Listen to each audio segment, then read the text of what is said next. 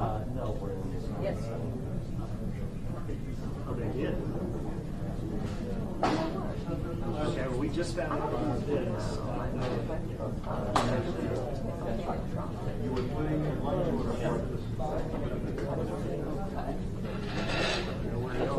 they're not going to be, it's going to be a different location. Yeah. Chris, can you hand that home? It's going to be right after. It's going to be it's the family one.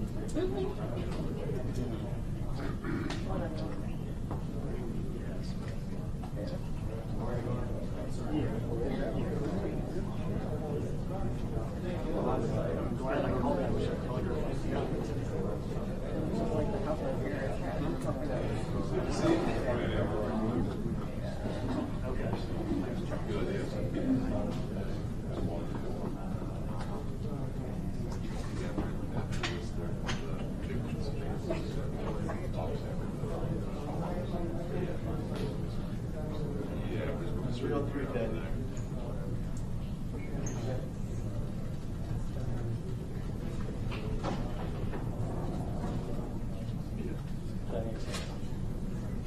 Right. Yeah, I'll go through this out there.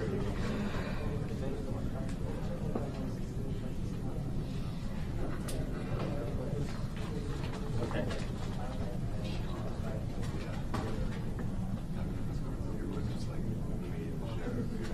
And also, we're here to find out if that's on the first floor. It's on the second. Oh, okay. What? Yeah, what can you do?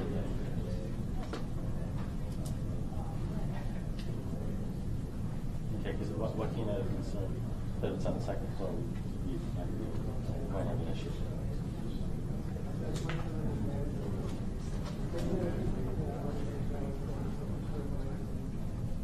Okay.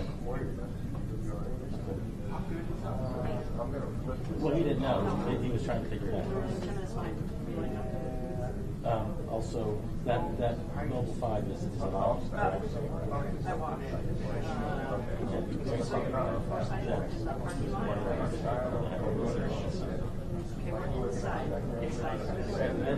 I guess all this have the same concerns. We obviously know the sheriff is spending more time with the family than anticipated, so that's what the oldest is. He's with the family currently. So as soon as he's done, hold on. Just let them know that the sheriff is spending more time. The sheriff is spending time. Right now, that's what 5 minutes delayed, which means that 3:30 is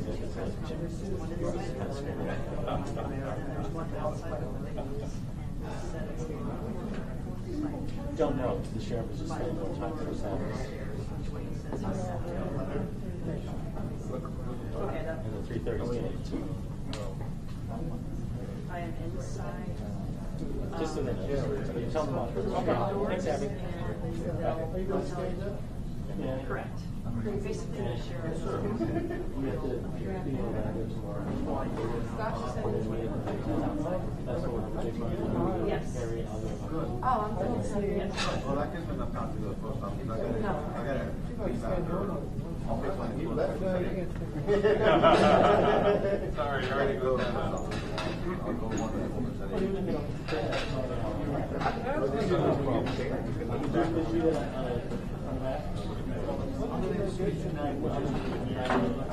Yeah, but I got to start one of them. There's got to be one over there. But you want to be at 12:30? Which hotel? Your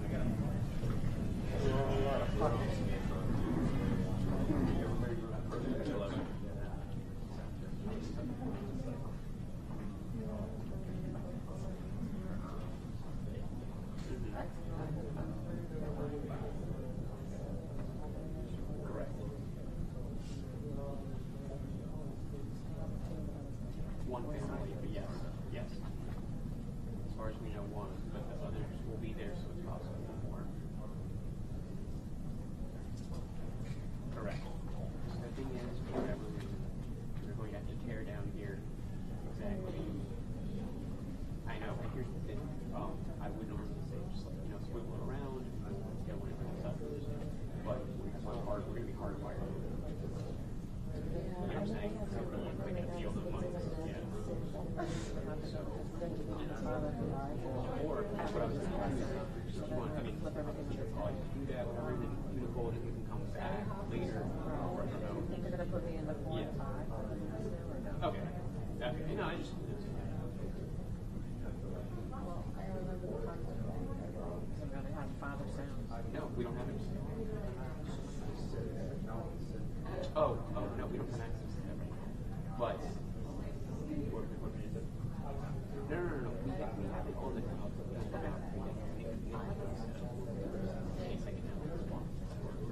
Okay. By phone or on camera? No, we have them. We just don't have them. We don't have touch. I think we only have a backpack now. We're gonna be able to wait. Yeah.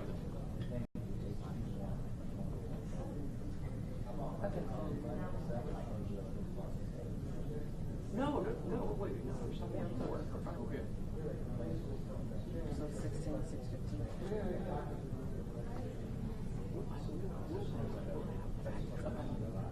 We will have it. Correct. Yeah. Right.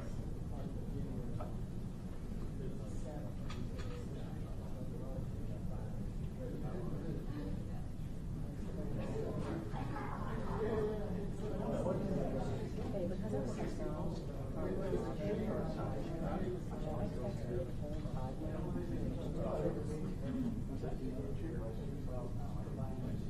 okay, so just focus on my 6. Okay.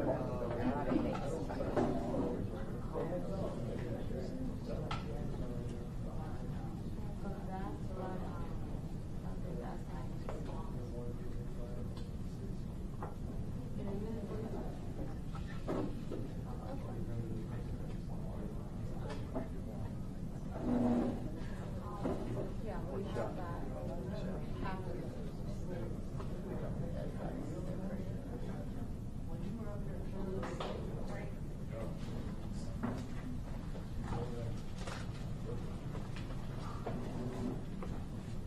Sheriff Mike Williams with the Jacksonville Sheriff's Office will be addressing the media shortly from Duval County. He will be taking some questions at the end of the news briefing, but we just ask that you let him say his statement first. Thank you.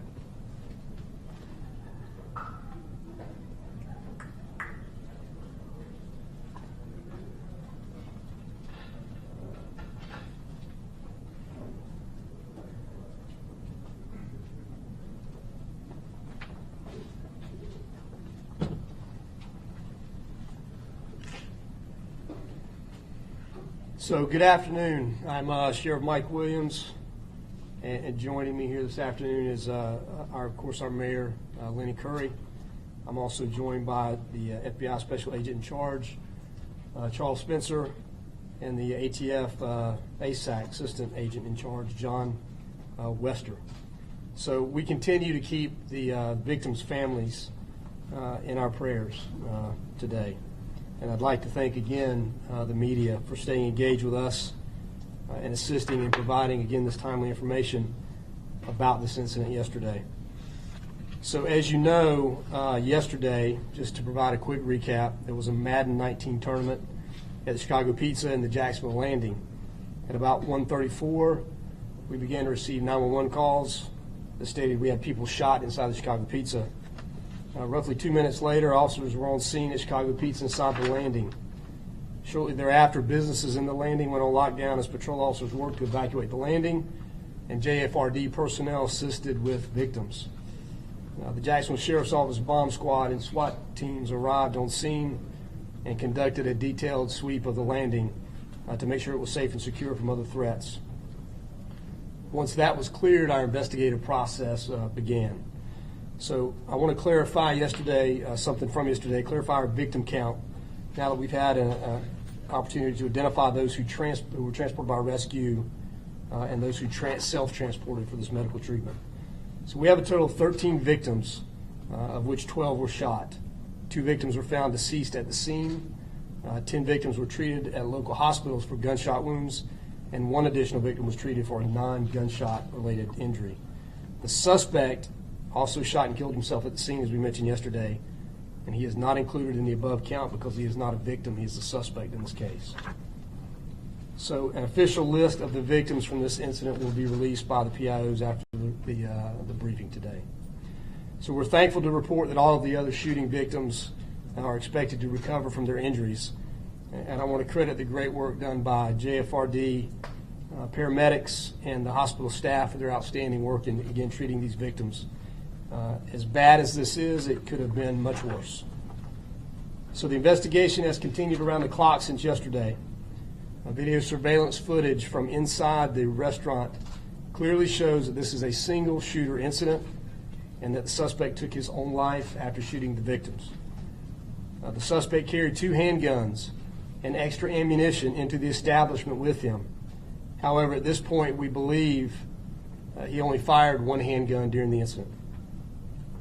The suspect clearly targeted other gamers who were in the back room of Chicago Pizza participating in this gaming tournament. The suspect walked past patrons who were in other parts of the business and focused his attention on the gamers. So this is a very intense and active investigation even at this point, and the motive in this case still remains under investigation. We have JSO detectives in Baltimore working with our federal partners and looking into the background again of the suspect. So we have located and searched the suspect's vehicle, as we mentioned yesterday, and now his hotel room here in Jacksonville. And we are still working through the details of the results of those searches. So we expect to complete our processing of the crime scene prior to the opening of business tomorrow. But again, we continue to ask anyone who has any information about this case or witnessed anything at the landing yesterday to give us a call at 630-0500 so we can set up an interview for you with one of the investigators assigned to this case. And again, any information at all, any cell phone video, any pictures, anything that people obtained yesterday, we're asking, again, that they share that with us. Again, 630-0500. You can email us at jsocrimetips@jacksheriff.org, or you can work through our partners at First Coast Crime Stoppers at 1-866-845-TIPS. So again, I continue to be thankful for the men and women of JSO, JFRD, and all of our local, state, and federal partners who assisted us in this very challenging day yesterday in responding to this investigation. So with that, I'm going to turn the podium over to Charles Spencer with FBI. Spencer. Sure. Again, my condolences to the victims of this tragedy. I want to thank the sheriff and my partners, both state, local, and federal, for assisting the FBI, the Jacksonville Sheriff's Office, with this investigation. We continue to provide, the FBI continues to provide investigative resources to the Jacksonville Sheriff's Office. We're providing investigative technical resources, including intelligence analysts who are working alongside with the JSO detectives to gather and analyze information. We're tracking down where the subject was before he was here, where he stayed, who he had contact with, and helping JSO with that avenue of the investigation. In Baltimore, our agents are working with the subject's family. His parents, both mother and father, have been fully cooperative to the FBI so far. They provided access to all the records we've requested and been very understanding of the need for information to ensure the safety of others. This has been vital to advancing the overall investigative effort. This investigation is ongoing. The FBI is going to provide no other updates. All the further updates will be provided through the Jacksonville Sheriff's Office. In the meantime, the FBI teams here in Jacksonville and Baltimore are going to continue to provide any available investigative resources to JSO to help them with the investigation. And as I mentioned before, all the partners in the Jacksonville area, both state, federal, and local, have a strong partnership. We train for this, we do exercises for events like this, and it's shown in the efficient response to this one. Sheriff? Thank you, Spence. Now I'll ask Assistant Special Agent in Charge with ATF, John Wester, to come up. John. I'd like to reiterate that on behalf of ATF, our thoughts and prayers go out to the victims and the families of this incident. Thank JSO and FBI for the partnerships that we have up here in Jacksonville. On scene, we had our agents on right away, responding to help assist in the investigation any way possible. We also have agents in Baltimore that helped determine the original point of sale on the firearm, track down the firearm as quick as we could. we're engaged, assisting in all manners, and again, just applaud the partnership that we have here for a quick resolution and a speedy investigation. Thank you, John. And again, not to beat it up too much, but the partnerships that you see here are what help us be successful in challenging cases like this. So I do want to thank ATF, FBI, our state partners, again, other local partners that helped as well. So with that, listen, this will be our last scheduled briefing on this incident. And we may release additional information, but we don't have anything scheduled as of yet. And we'll keep you posted as things continue to develop, but no other scheduled briefings as of this time. So with that, we'll be able to answer a few questions. Sheriff, what hotel did this young man stay at? Can you tell us that? And can you tell us if he came here alone? So I don't have that information with me. We and I don't know that we will release that as of yet. So, but we obviously know that in a search agreement. Where did he Sheriff, do purchase we his know if the weapon firearms, was or how did he included? get these weapons? So he purchased the firearms in Maryland, in Baltimore, and based on the investigation up to this point, he legally purchased the firearms from a licensed dealer and didn't violate any laws in doing that. Did the Sheriff, shooter was go this firearm back included out with a and get laser his sight? guns, or did he Bridget, go have? ahead. Did the shooter go back out and get his guns, or did he have them with him the entire time? Do we know that? So at this point, we won't comment exactly on how that flowed, but obviously he had both guns with him when he committed the crime. Did he say anything when he went in to actually begin firing? No, not that we've heard. He didn't say anything. Was there anything found in the car? We know when he would have purchased them. He did buy the guns recently, and I don't have the exact timetable, but John, 2 weeks? It's fairly recently, within the month of August. Sir, was it a 38? Were they both 38? No, it was not a 38 caliber. So one was a 45 caliber, and one was a 9mm. Sheriff, Can was you tell us if anything some found kind in of the vehicle? laser sight was used? We won't comment on we have searched it, and we have items taken from the hotel room and vehicle, but we won't comment on what that was. What do at we this know point. about security at the landing? So we'll be looking at that in the days and weeks to come. The landing's been very cooperative, and with the investigation up to this point. So we'll be able to again dig into that a little bit Sheriff, more. was Can you the tell us firearm if equipped with laser laser sight sight? was used? I'm sorry, go ahead. Can you tell us if one of those guns had a laser sight or something like that on there? So one of them did have like an aftermarket laser sight that attaches to the trigger guard. Sheriff, do you know if he came to the city with someone else? Did he travel with someone else? I don't know the answer to that at this point. So. Sheriff, any information on the motive? We heard that he may have been upset that he was eliminated. So there's a lot of conversation about that. We have yet to have a concrete motive reveal itself in the case. We're going to continue, obviously, to work that. That's part of what we're looking at, but we don't have anything that we would stand up here today and tell you that this is the motive. This question might be for the Any FBI. indication- Were there any warning signs before, social media posts, anything disturbing that led up to this point in the investigation that you can tell us about? This is still an ongoing investigation. We're exploring all leads, all social media, everything we can. So we're not going to make any comment on it at this point, but we're definitely looking into it. And as the sheriff said, if the public has any information about the subject, have any interactions with the subject prior to it, we'd love to have them pass that information to the sheriff's tip line. Would he have been able to buy those same guns here in Florida with the current laws that we have now, the red flag laws and? Well, again, until we get more detailed information about his background, the short answer to that is potentially yes. So, Sheriff, do you know now how many people were in the building when the shooting happened? so I don't have that number. We do know how many people, but I don't have the number with me. Approximate at this point, can you say? 150, 130, somewhere in that ballpark. Sheriff, did he know any of his victims, and were there any prior relationships there that you know of? So there are prior relationships with, I don't know specifically about which victims, but this group travels as a kind of as a circuit, so they are familiar with each other. Were there any notes left that you guys know of? Any other questions? Was there any indication that this was something that he planned prior to coming to Jacksonville? So no indication that it was something that he planned prior to Sunday. One more question. The hospital said they recovered a hollow point bullet, is that correct? I won't comment on that. All right, thank you, Sharon. Thank you.